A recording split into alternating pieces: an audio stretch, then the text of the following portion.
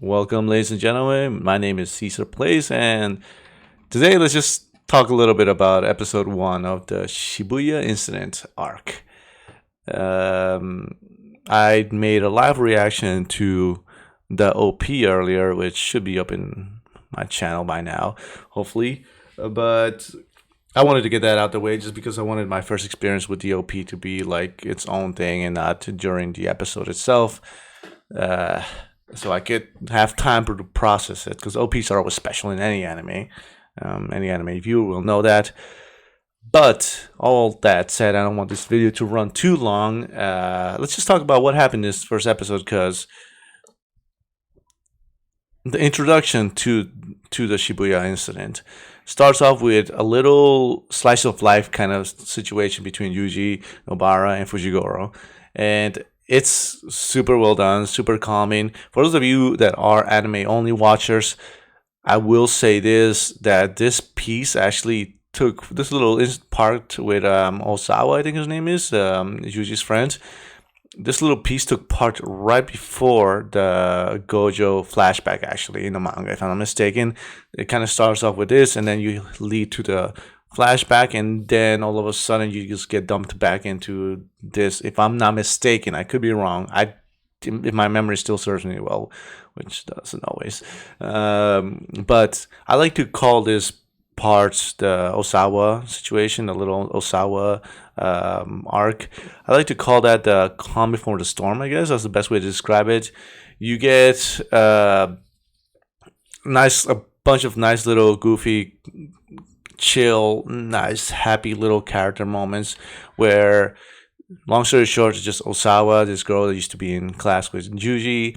She found out that he was going to move to a different city. So she used to be like small, chubby, and again with that idea of like that she accepted that of herself, but she also knew that the guys didn't like her or feel that way romantically towards her. Until a little incident where guys were asking Yuji, like, hey, what kind of girl do you like if you had to pick anyone in the class? And Yuji was like, none of them, like, fuck them, like, fuck them all. I gotta stop cursing on YouTube. Bad habit of mine. But at some point, one of his friends asked him, okay, but if you have to pick one, who would you pick? And Yuji picked Ozawa, someone that his friends then said, why is she so fat? And to which he replies that he likes her for a bunch of not superficial reasons, but more like the way she acts, the way she eats, the way she rides are all like beautiful. They're nice, very compliments that you would give someone for their personality and their characteristics, and not really for purely how they appear, their appearances. So very wholesome moment. Um, and I loved like the little moments how Nobara realizes that Ozawa is like when she shows up back in this modern day arc in this situation. Ozawa by now she's like tall and slim, model like almost you could say, and you have this little cute interaction between Nobara and her, and how she's realizing that she really likes Yuji, and Nobara's like trying to hook them up a little bit in a way, but not like pushing it to. She's not trying to wingman it, but she's like trying to push it a little bit. So you get that little sequence.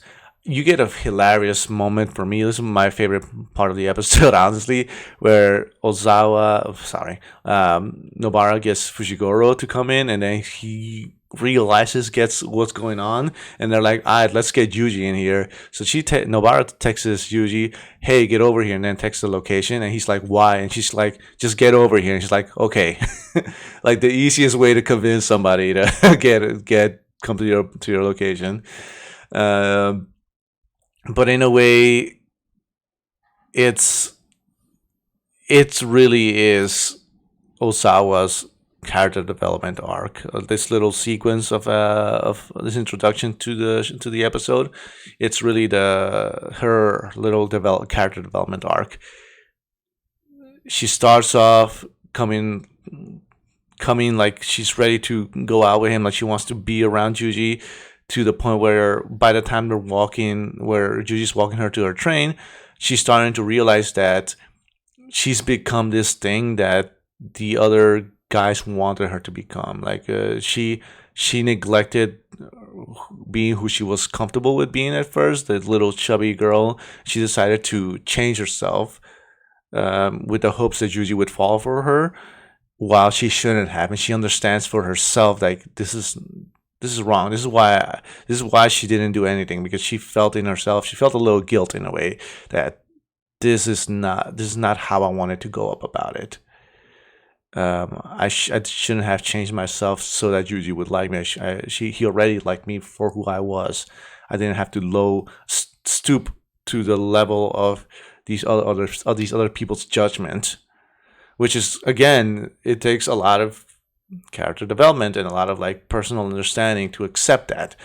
Because she could have been like, "Fuck it, I'm like this right now. I'm usually let's go out and shit." But again, I gotta stop cursing. This is gonna get me demonetized. This is why I'm not gonna be able to monetize any of my videos.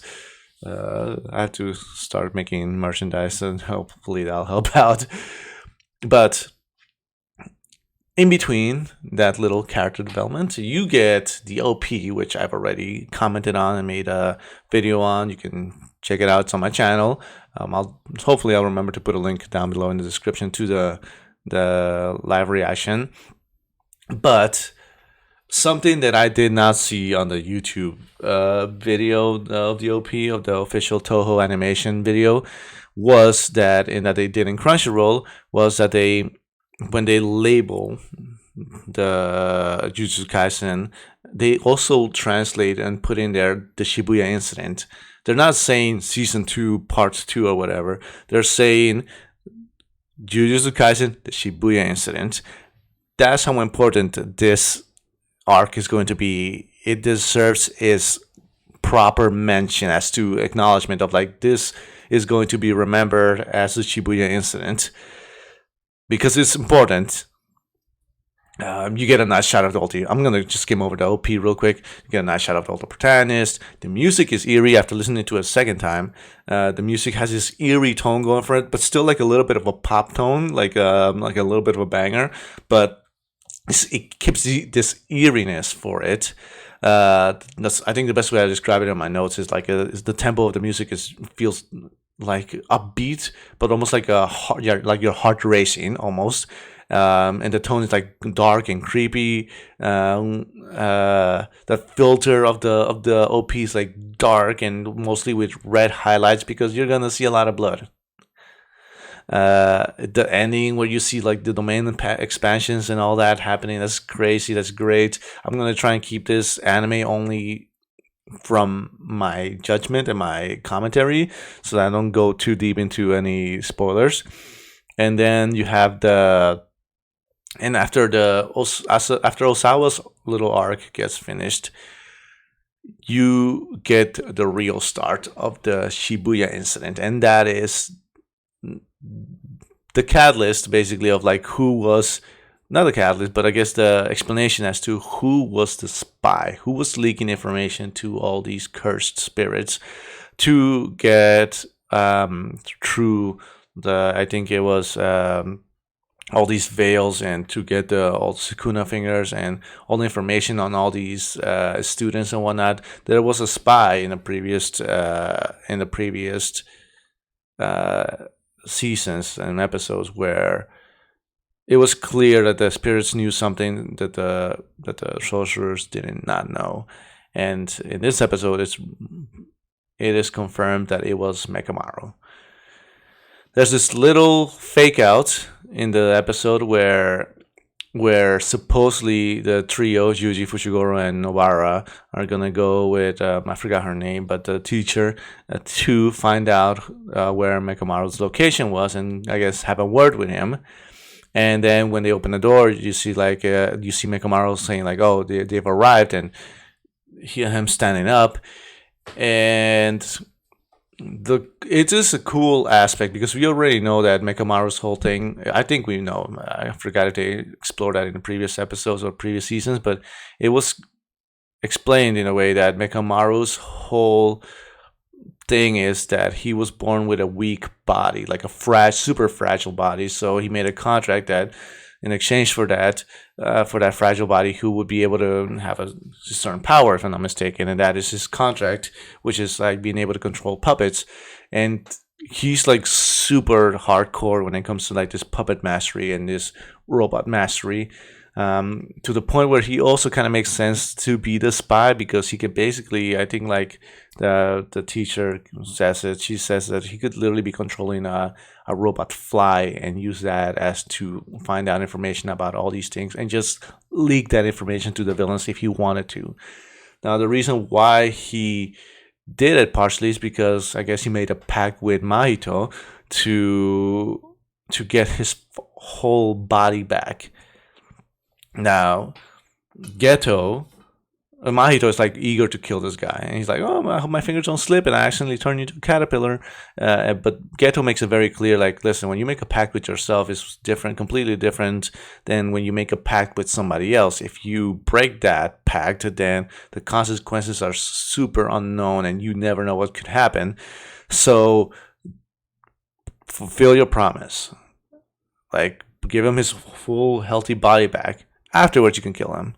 So that's what happened. That's what happens right now. It's basically Nekomaru gets his full body back, and he's like going all out right now against Mahito, because I guess they broke. They had a promise. This is not part of the pact, mind you. The pact was that he was gonna get his full body back, but they just made a regular, simple ass promise that I guess the students were not gonna get touched in this while Mekamaru was leaking all this information. There was gonna come no harm to the students, but that's clearly not gonna happen anymore.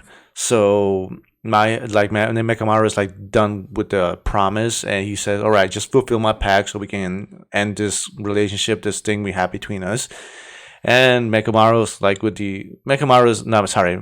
is ready to just beat his ass. He's waiting for it, and the fight starts. You get I think the end of the episode is Mekamaru just unleashing his Jaeger, his Pacific Rim Jaeger, out to fight against Mahito. And boy, this is really where the Shibuya incident starts, this last half of the episode.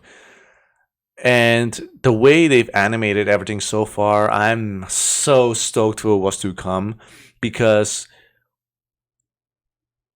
just details of like the goofy, they have like the goofy like caricature, like little sketch moments where you have Nobara and Osawa making very like comical faces. Same with Fushiguro. Same with our best friendo.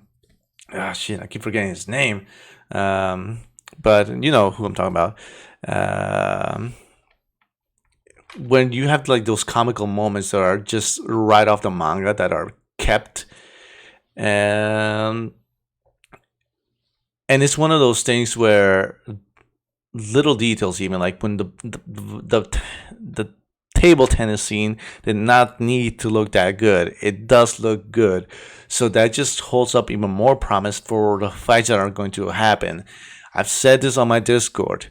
I will say this here on YouTube as well, that the Shibuya Incident arc has the potential to be one of my personal favorite fighting arcs in all of Shonen. It has the potential. Animation wise, if they do the speed right, there's so much they could potentially nail out the park with this arc. And the effects of this arc are gonna stay and affect this series for a very long time. So I don't know what to say. It's really been an introduction episode. All I can say is like a review about it. And honestly, music so far, it seems like the music in the episode was pretty good. I want to say like 8 out of 10, maybe nothing that really stood out. It's really an introduction episode. Animation, 10 out of 10. It was where it needed to be. It was super good, like super clean, crisp. Voice acting, top notch as always. So nothing else to complain about that. And those are the main components I usually talk about. I haven't done these review videos and episode reviews in a minute, but yeah, overall episode was a solid like 8, 9 out of 10.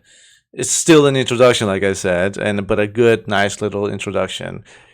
Again, you got the calm before the storm, and from this point onwards, things are gonna start moving at a certain velocity. I'm excited. Regardless, it's been like almost 15 minutes already, so thank you for watching the video. Thank you for making time to watch through the whole video, and I will do my best for anime viewers to try and stay spoiler free during these videos, unless I specifically mention that I'm going to be talking about spoilers. So thank you for watching. Hit the like, subscribe, comment what you liked about this episode. Please no spoilers. People who are manga readers, if you're going to spoil something, please make sure you highlight in all caps spoilers and then write your comment right under that, please, so that anime viewers can be warned. My name is Caesar Plays Live. Have a wonderful day. Please subscribe, and maybe I'll see you next week for next week's episode. Bye.